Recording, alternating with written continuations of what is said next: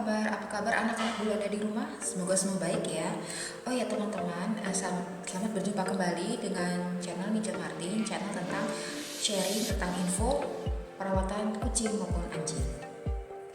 Kita melanjutkan, harap dukungan teman-teman untuk subscribe channel ini, like, comment, and share agar Mija semakin semangat untuk sharing info-info tentang perawatan kucing maupun anjing. Terima kasih. Teman-teman, pada beberapa waktu yang lalu saya pernah baca sebuah komen di sebuah postingan di Facebook bahwa ada orang yang ingin mengadopsi kucing atau anjing, tapi dia mengeluhkan betapa sulitnya sebuah shelter untuk meluluskan proposal adopsinya. Di sini saya ingin mengklarifikasi sedikit teman-teman, ya kebetulan adalah hubungannya ya channel Mija Martin ini dengan topik kali ini, dan kebetulan juga Mami Cukurnya punya sedikit pengalaman tentang pengadopsian anjing maupun kucing.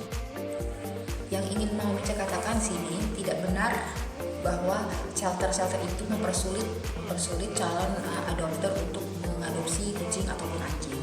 Yang perlu diperhatikan adalah apabila syarat-syaratnya, baik syarat administrasi maupun syarat-syarat yang lainnya yang ditentukan oleh sebuah shelter itu dipenuhi, maka shelter akan dengan senang hati akan legowo untuk melepaskan kucing atau anjing yang ingin diadopsikan. Setiap shelter punya kebijaksanaan, punya aturan sendiri-sendiri dalam soal adopsi kucing maupun anjing ini. Tapi pada garis besarnya ada beberapa syarat. Itu pertama syarat administrasi. Syarat administrasi sini adalah pertama-tama calon adopter diminta untuk mengisi formulir adopsi kucing ataupun anjing. Diisi baik ada beberapa shelter yang meminta untuk mengisi secara soft copy maupun hard copy. Nah, tolong dilengkapi dengan selengkap-lengkapnya setiap pertanyaan yang ada di formulir tersebut, teman-teman.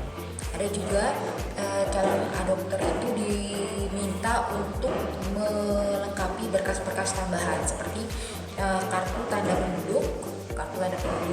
Ada juga yang meminta kartu keluarga, dan juga ada juga yang meminta SIM. Jadi tolong dilengkapi semua, teman-teman. Tolong dilengkapi semua persyaratan administrasi yang diminta oleh shelter, baik itu soft copy ataupun hard copy. Kalau diminta kedua-duanya ya tolong dilengkapi. Tahap kedua adalah tahap wawancara. Tahap wawancara antara shelter dengan calon adopter. Adapun pertanyaan-pertanyaan yang umumnya diajukan oleh shelter adalah mengapa ingin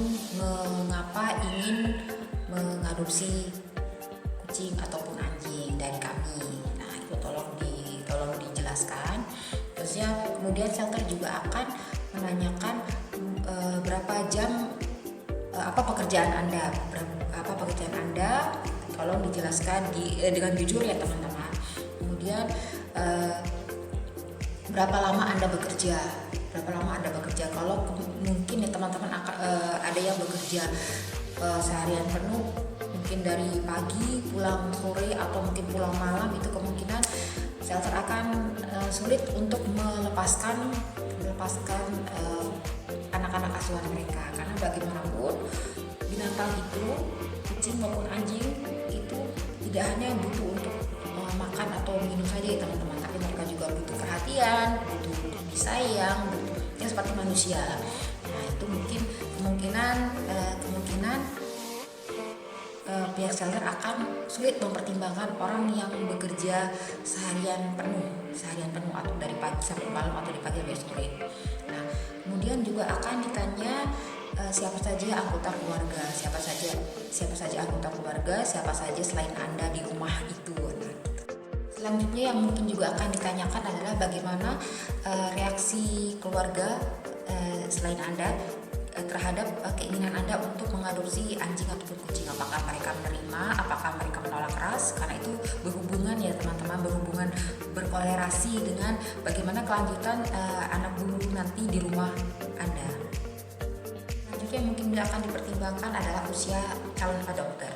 Maksudnya di sini adalah apabila calon adopter itu sudah berusia sangat senior ya teman-teman, sudah sangat sepuh, mungkin shelter juga akan keberatan untuk melepaskan kucing atau anjingnya karena mungkin dia tidak punya cukup dia tidak punya cukup tenaga atau waktu untuk mengurusi anak bulu. Sedangkan anak bulu ini kan perlu diajak main, perlu diperhatikan, perlu dibersihkan, perlu ditreatment segala macam untuk itu. Nah, kemungkinan orang dengan yang usia sudah sangat senior mungkin akan sangat sulit untuk lolos dari pertimbangan shelter. Yang jadi bahan pertimbangan adalah tentang tempat tinggal calon adopter. Apakah tinggal di rumah sendiri, baik itu kontrak ataupun rumah sendiri ataupun kos. Mohon maaf untuk yang kos kemungkinan tidak akan lulus dari penilaian shelter karena kan kalau tinggal di kos itu kan kita terbatas ya ruang geraknya teman-teman, hanya sebatas kamar itu. Kemungkinan juga akan mendapatkan komplain baik dari tetangga kos maupun dari ibu kosnya sendiri. Nah, jadi pihak shelter tidak ingin keberadaan anak bulu nanti akan menimbulkan penolakan dari tetangga sekitar Anda. Kemudian Pak calon adopter akan diminta untuk berjanji untuk melakukan beberapa, yaitu tidak melepasliarkan anak bulu, tidak diikat atau dikurung untuk jangka waktu yang lama. Nah, itu tidak baik ya teman-teman untuk tumbuh kembangnya anak bulu dan tidak dilepas, tidak dipindah tangankan.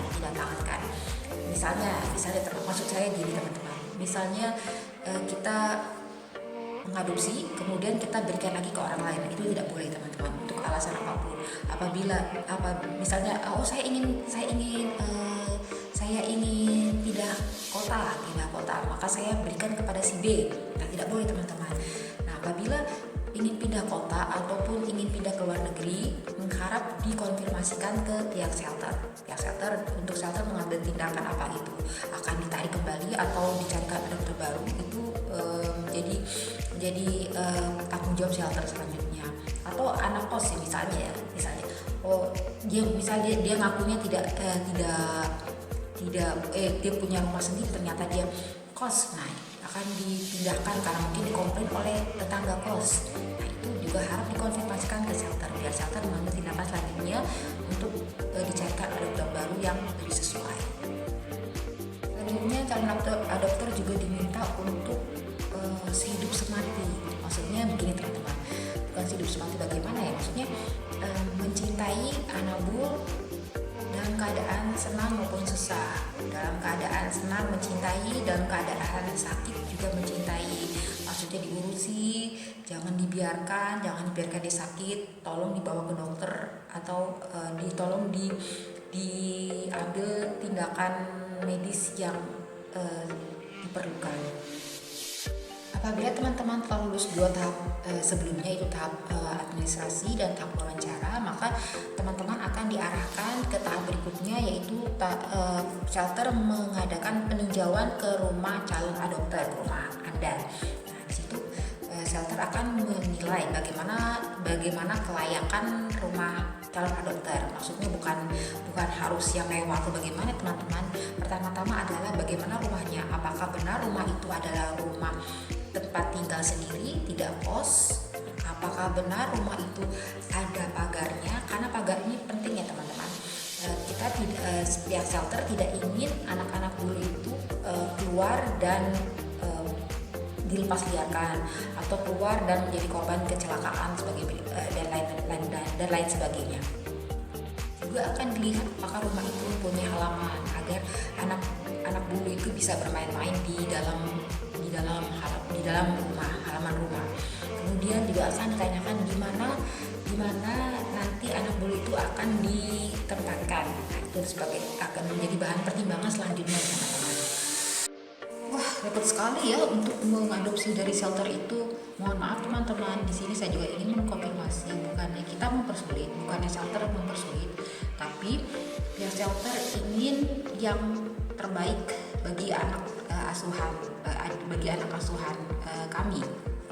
Ingin anak bulu baik anjing maupun kucing yang kami asuh itu benar-benar mendapatkan orang tua asuh yang memang sudah siap baik lahir maupun batin untuk menerima kehidupan mereka, dan kami juga ingin kehidupan mereka kelak akan jauh lebih baik daripada mereka di shelter. Bila teman-teman calon adopter ingin mengadopsi dari shelter, mohon dilengkapi semua persyaratannya, baik itu administrasi, wawancara, semuanya. Maka pihak shelter tidak akan punya keberatan untuk melepas anak-anak asuhan mereka. Sebelum saya menutup video ini, saya ingin menyatakan beberapa keuntungan ya teman-teman yang didapatkan oleh calon adopter pada saat mereka mengadopsi kucing ataupun anjing dari shelter. Jadi pertama, track recordnya jelas. Dari shelter akan menceritakan dengan gamblang bagaimana kondisi si anjing atau kucing ini sebelum waktu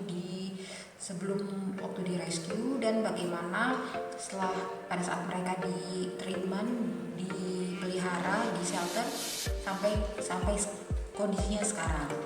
Dan juga pihak shelter juga akan menyatakan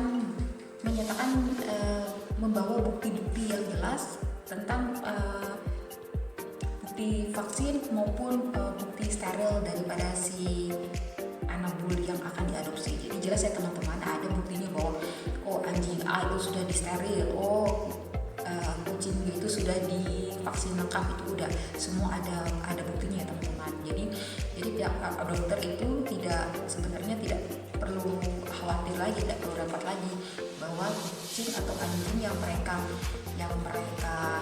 adopsi itu memang benar-benar siap untuk diadopsi. Jadi beda ya teman ya. Pernah ada seorang teman yang chat saya menyatakan bahwa dia beli anjing dari suatu tempat. Ya saya tidak bisa menyatakan tempatnya apa ya teman-teman, karena tidak enak gitu ya teman-teman.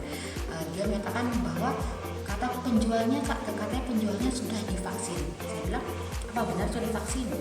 Ya, kata penjualnya sudah divaksin. Buktinya mana? Saya bilang gitu.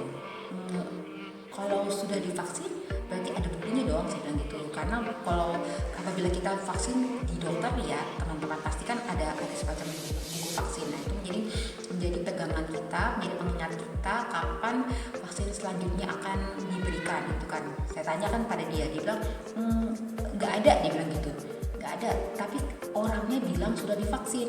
Saya bilang nggak bisa, karena kita tidak bisa mengira-ngira atau menebak-nebak tentang track kapan divaksinnya, karena kita harus jelas ya teman-teman, kita tidak ingin salah memberikan vaksin.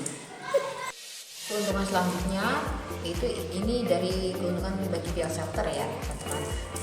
Teman-teman ikut membantu shelter dalam mengurangi populasi di dalam shelter, karena dalam shelter dengan jumlah yang terbatas harus menampung anak bulu yang sebanyak itu. Jadi dengan mengadopsi dari shelter, kita ikut membantu pihak shelter dalam mengurangi kepadatan dalam shelter. Dan apabila pihak shelter mengenakan biaya semacam biaya administrasi atas pengadopsian kucing pun anjing tersebut, percayalah teman-teman, itu akan kembali ke anak bulu sendiri. Jadi uang yang kita berikan ke shelter tersebut akan digunakan untuk operasional shelter, termasuk untuk membeli pakan dari anjing maupun kucing dan untuk biaya pengobatan medisnya. Demikian teman-teman, akhir dari video ini. Terima kasih telah menonton. Semoga menjadi semacam informasi tambahan khususnya buat teman-teman yang ingin mengadopsi dari shelter. Oh ya teman-teman, terima kasih banyak buat yang telah subscribe.